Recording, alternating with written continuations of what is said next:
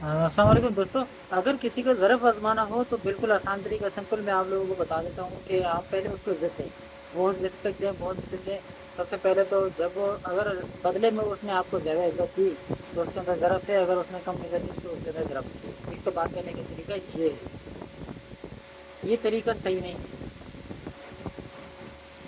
آپ کبھی انٹرویو دینے جاتے ہیں یا کسی فیصلے میں آپ کو بلایا جاتا ہے, مثال کے طور پہ انٹرویو کا ہم بات کر لیتے ہیں, تو آپ سے سوال کرتے ہیں کہ بھائی اس سوال کا جواب کیا ہوگا, یا اگر ایسے فیٹنگ ہو گئی تو کیا ٹائم ہوگا, وغیرہ وغیرہ.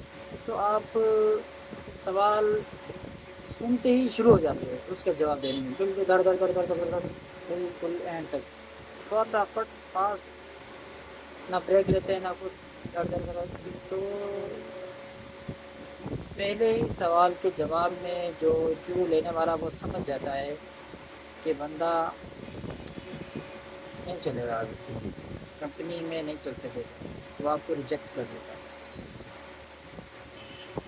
تو جب بھی کبھی ہمیں کسی سے بات کرنی ہو, مطلب یا اپنی بات منوانی ہو یا اس کو کوئی بات سمجھانی ہو یا انٹرویو میں جانا ہو, تو سکون سے ہمیں سوچ سمجھ کر جواب دینا چاہیے. ہم کہتے تو ہیں سوچ سمجھ کر جواب دینا چاہیے, لیکن ہم ایکچوئل میں ایسا کرتے نہیں.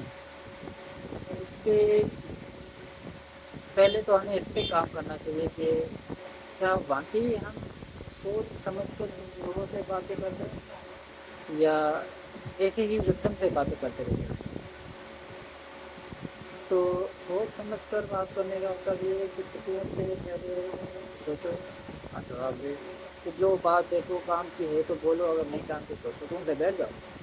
زیادہ بولنے کی ضرورت ہے ہی نہیں. ہم لوگوں کو خوش کرنے کے چکروں میں زیادہ بول جاتے ہیں, پھر اپنے ذلت اٹھا لیتے ہیں.